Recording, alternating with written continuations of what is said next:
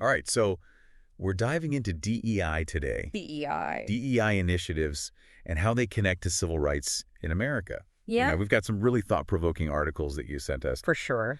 and I'm excited to really kind of dig into these and see what we can learn. Yeah, this is it's a really, really impactful topic. It's one of those things where it's not just an abstract idea. These initiatives, these legal frameworks that we're going to talk about, Right. they really affect people's lives, Yeah. their opportunities, and even just like their very sense of belonging Absolutely. in our It's society. kind of the foundation of how we operate as a country, Yeah. right? And speaking of foundations, let's start with just a basic definition. Yeah.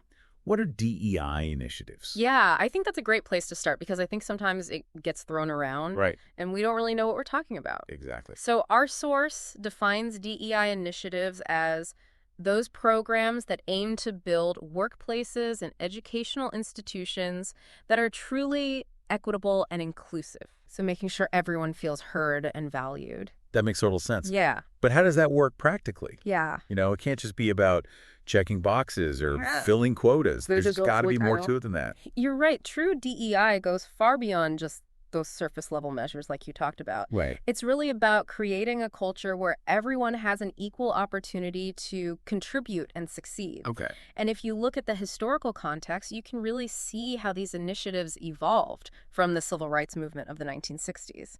Interesting. So movements like the fight for the 1964 Civil Rights Act Yeah, were sort of the building blocks of modern-day DEI. exactly. And that act, which outlawed discrimination based on race, color, religion, sex, or national origin, Right. that wasn't just about abstract rights. That led to a huge increase in Black Americans entering professions they were previously excluded from, Okay. like doctors, lawyers, engineers.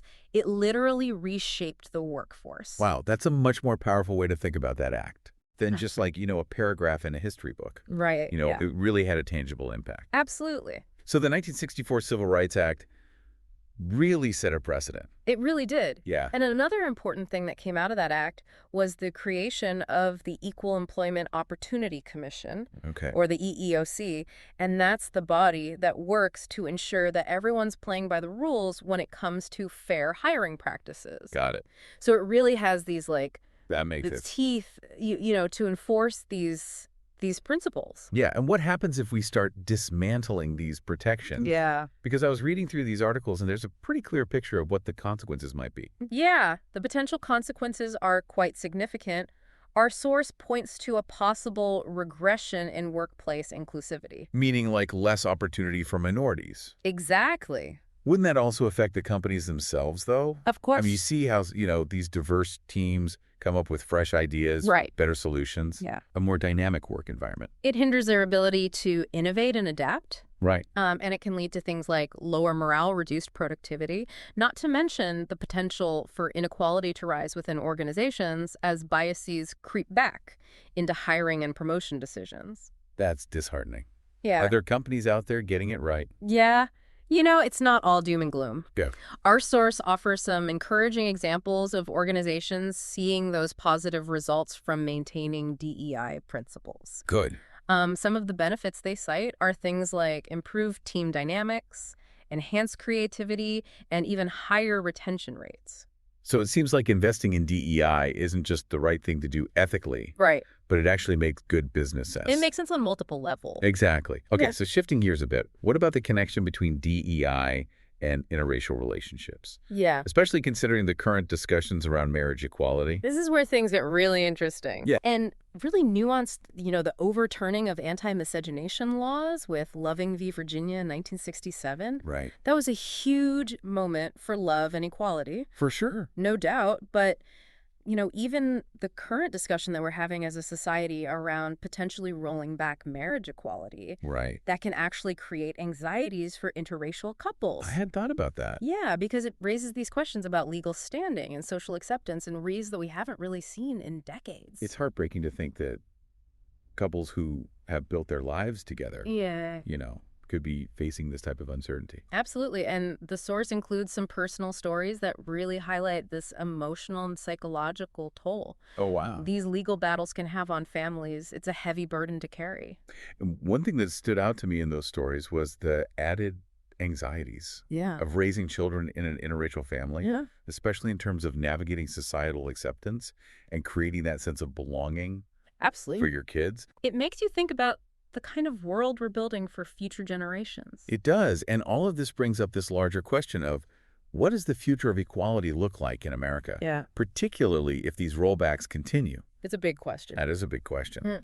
The source seems to suggest that dismantling DEI initiatives could leave certain marginalized communities really vulnerable to discrimination. Yeah, precisely. And we're talking about people of color, the LGBTQ plus community, individuals with disabilities. Right. Rolling back these protections could lead to increased discrimination in every facet of life. It's like this push and pull between progress Yeah. and regression. It's an ongoing struggle. Yeah, and it feels like we're at this point where we need to decide Yeah. which direction we want to go. What kind of society we want to be. Exactly. And it's not just about laws and policies, it's Right. about societal values. Totally. And if this anti-diversity sentiment continues to grow, it can really normalize discrimination, Yeah. making systemic change that much harder. What I found so interesting in these articles is the range of emotional responses to these proposed changes. Yeah. It's not just, a debate, Right. It's about how these shifts affect people on a deeply personal level.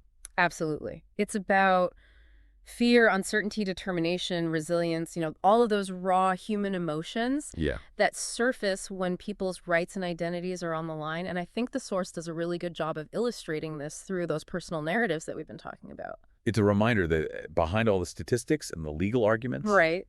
there are actual people whose lives are directly impacted. Absolutely. And to understand the scope of this issue, we need to look at the hard data, the data that paints that picture of inequality in America. Okay, I'm ready to delve into that. Okay. What were some of the statistics that stood out to you from the research?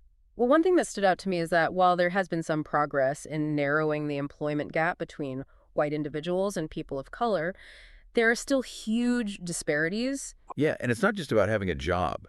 It's about equal pay for equal work. Right. The source talks about how while unemployment rates for Black Americans have decreased in recent years, Yep. they still earn significantly less on average compared to their white counterparts. Absolutely. And we see those same patterns in higher education. While enrollment rates for minority groups have gone up, graduation rates still lag behind those of white students. Oh, right. So, it highlights the fact that access doesn't automatically equal opportunity. Right. There are those systemic barriers at play. Right, like 2 steps forward, 1 step back. Right. But there's some data that shows the positive impact of DEI as well, right? Absolutely. There's a growing body of evidence that demonstrates that DEI is not just about social justice, Okay. but also about economic success. Yeah, the source mentions this McKinsey report Yeah. that found that companies with more diverse leadership teams are more likely to be profitable. Exactly. It's a pretty good argument for embracing DEI. It is. Diversity breeds innovation, different perspectives lead to smarter decisions, and inclusivity creates a more engaged and productive workforce. It's a win-win. It is. Okay, so where do we go from here? Yeah. I mean, we've looked at the data, the history, the potential consequences, but what can individuals do Yeah. to make sure these DEI principles are actually upheld? Yeah. The source has some really concrete suggestions, and it boils down to action. Okay, all right. Okay. So first and foremost, they emphasize the power of education. We need to understand the history, the impact, and the importance of DEI initiatives and the civil rights protections that came before. Makes sense. You can't fight for something you don't fully understand. Exactly. Right. And once we're informed, we can start to mobilize our communities. How do we do that? Well, they suggest organizing events that focus on civil rights issues. Like what kind of events? You could have film screenings, panel discussions, even awareness campaigns. I like that. Yeah. Especially in places where these conversations maybe aren't happening so openly. Right. Bring those issues to the forefront. Yep. They also highlight the importance of forming alliances with local nonprofits Okay. and advocacy groups. Partnering with those who are already doing the work on the ground can amplify our impact. That's a smart strategy, It is. combining forces. Yeah. And speaking of being effective, they also stress the importance of engaging with our lawmakers, Okay. the people who ultimately shape policy and protect our rights. So it's not just grassroots, it's also top-down. Right. We need to make our voices heard at the political level as well. How do we do that effectively? So it starts with educating ourselves on the specific policies that are being debated Okay. and then contacting our representatives Oh. through letters, emails, phone calls, Right, the old-fashioned way. the classic methods. Yeah, but social media has to play a role in this as well. It does. It's so powerful for raising awareness, mobilizing support, and applying pressure to lawmakers. It can really fuel these movements. Absolutely, it can, but it's crucial to remember that online activism should be coupled with real-world action as well. So it's not enough to just, tweet your outrage. Right. You got to actually show up. Exactly. Be present Yeah. and demand change in those tangible ways. What else can we do on a personal level? Well, their final call to action is probably the most personal, and that's volunteering our time and resources to organizations that are working on the front lines of civil rights and social justice. That's putting your money where your mouth is. It is. Yeah. Whether it's donating to a cause we believe in, volunteering at a local shelter, Right. or even having those difficult conversations with friends and family members who might hold different views. Those are sometimes the hardest conversations to have. They are. But I think they're also some of the most important ones. They can be, because it's about challenging our own biases Right. and understanding different perspectives. Absolutely. And, creating these ripples of change within our own circles. Exactly. And it's important to remember that even small actions can make a difference. Yeah. It's not about waiting for someone else to solve the problem. It's about recognizing that we all have a role to play Right. in building a more just and equitable society. And that role can look different for everyone. Exactly. Right? It could be, mentoring a young person, supporting minority-owned businesses. Yeah, Or just speaking up when you see injustice. absolutely. Every act of courage, every voice raised in support of equality contributes to that larger effort. And it's interesting, we ended on that point about individual action. Yeah. Because the source actually lays out several ways that people can get involved Right. in protecting these rights. It's about being active participants in this fight for equality. It's empowering. It's easy to feel kind of helpless when you're looking at these big issues. Right. But it sounds like there are things that we can do. There are. What are some of the things that they recommend? So first and foremost, they really emphasize the power of education. Before we can really advocate for change, we need to truly understand the history of civil rights, how DEI initiatives evolved, and what the consequences might be if these protections are dismantled. Knowledge is power, right?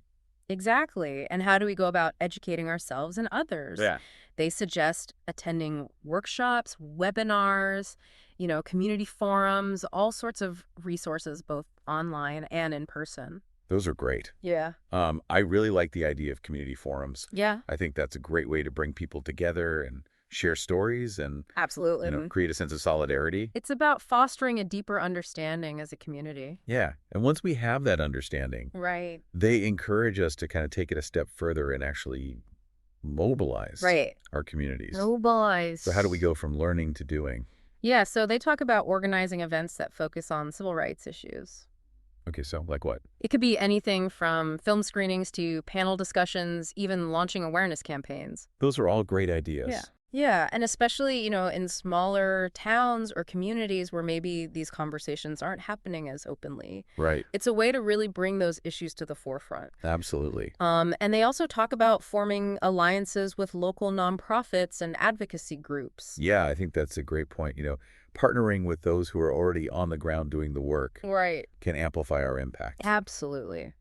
Right. And it's also a way to get guidance from people who have experience. For sure, combine forces. Yeah, combining forces, exactly. And speaking of being effective, the source also stresses the importance of engaging with our lawmakers, Okay. the people who ultimately, shape policy and protect our rights. Right. So it's not just grassroots. It's also Right. It's got to be both. top down, right? We need to make our voices heard at the political level. How do we do that effectively? Well, it starts with educating ourselves on the specific policies that are being debated, Okay. and then contacting our representatives through letters, emails, phone calls. All right. The old-fashioned way. The classic method. Yeah. But you can't discount social media. Social media is so powerful. Right. These days for raising awareness, mobilizing support, and applying pressure to those lawmakers. It can really fuel those movements. It really can. Yeah. But it's important to remember that online activism should be coupled with real-world action. So it's not enough to just, tweet your outrage. Exactly. You got to show up, Yeah. be present, Be present. and demand that change in those tangible ways.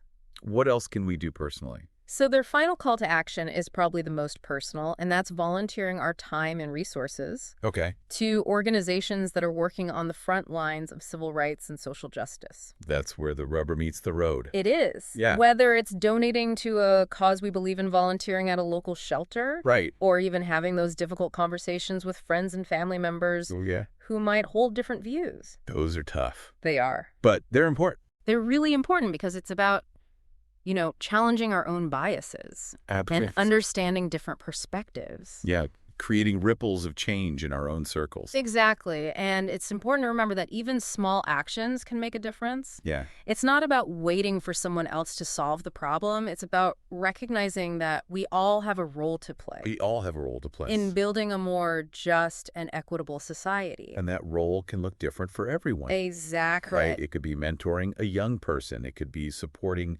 minority-owned businesses. Yeah. It could be just speaking up when you see injustice happening. Absolutely. Every act of courage, every voice raised in support of equality contributes to that larger effort. And one of the things that really struck me in these articles was the historical context of DEI. Yeah.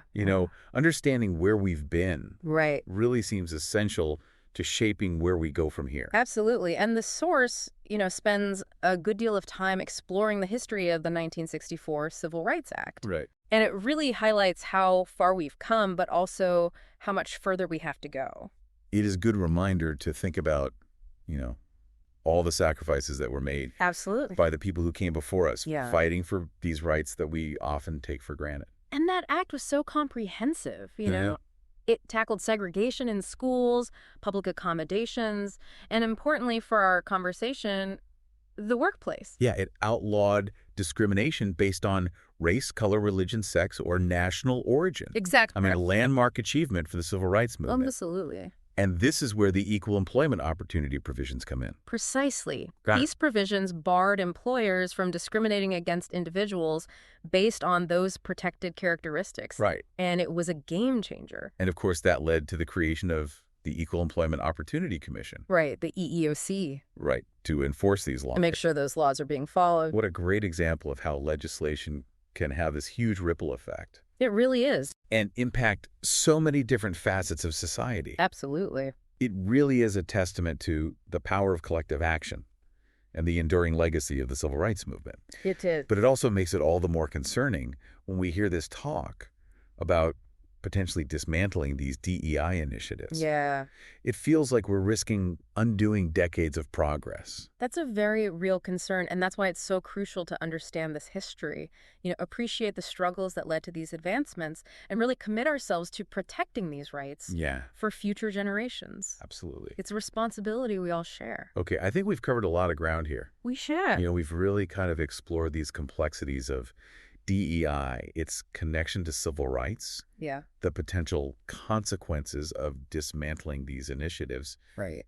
and most importantly, the actions we can take to make a difference. Absolutely. We've looked at the data, the historical context, we've heard those personal stories, and unpacked those calls to action. And hopefully our listeners are walking away from this deep dive, Yeah. feeling informed, inspired, and ready to be part of the solution. I hope so. And as we always say, the fight for equality is a marathon, not a sprint. It is. It takes persistence and resilience and a real belief in a better future. It requires us to recognize that we're all interconnected, Yeah, to embrace our differences, and to work together to create a world where everyone has the chance to thrive. we can't just be satisfied with the progress that's already been made. We have to stay vigilant, Right. safeguard those freedoms, and keep pushing for more. It's like a relay race. Each generation kind of carries that torch forward, builds upon the foundation that was laid by those who came before us, and paves the way for a more just and equitable future.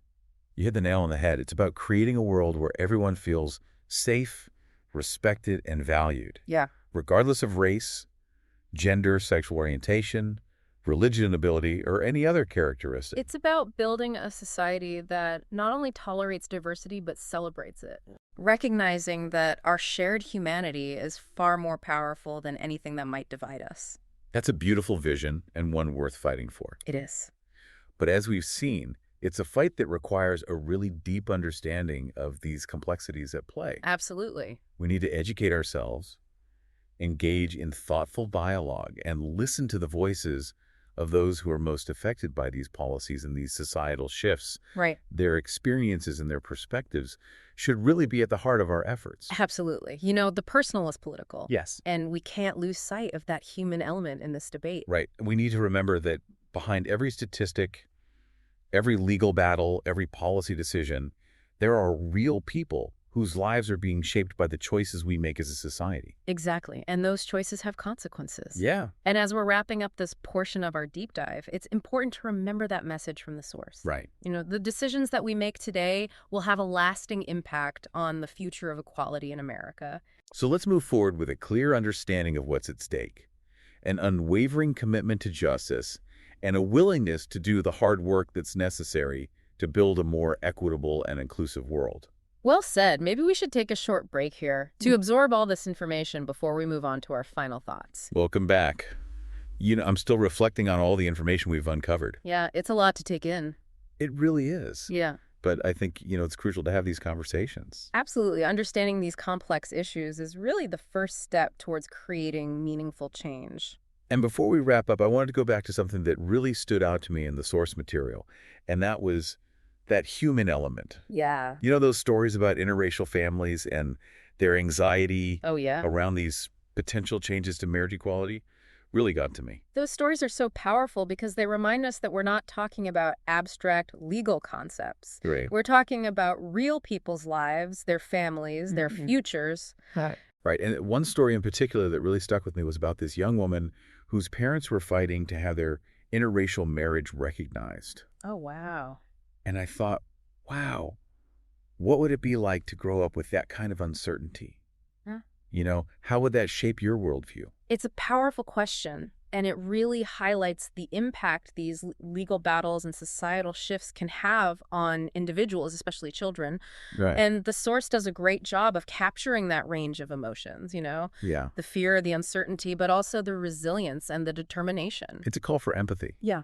For understanding, for recognizing the human cost of policies that discriminate or exclude. Absolutely. And it makes me realize how important it is to keep fighting Yeah. for a more inclusive and just society. Those stories bring us face to face with the real consequences of these issues. Right. And they remind us why this fight is so important. It feels like we're at this really pivotal moment, regarding civil rights and DEI. Yeah, we are. We've seen how closely these ideas are connected, how they impact people's lives, Yeah. and what we stand to lose if we don't defend them. We've explored the data, the history, those personal stories, and hopefully our listeners are walking away feeling informed and inspired to be part of the solution. To wrap things up, I want to share a quote that really resonates with me and kind of embodies the spirit of everything we've talked about today. Okay. The late Congressman John Lewis, a true civil rights icon, once said, Yeah. "Do not get lost in the sea of despair. Be hopeful, be optimistic. Our struggle is not the struggle of a day, a week, a month, or a year. It is the struggle of a lifetime. Never, ever be afraid to make some noise and get in good trouble. Necessary trouble." Such powerful words from a man who dedicated his life to fighting for justice and equality. It's a call to action for all of us It is. to make some good trouble as we continue this journey towards a more just and equitable world. Absolutely. So on that note, thanks for joining us for this deep dive, and until next time, stay curious, stay informed, and stay engaged.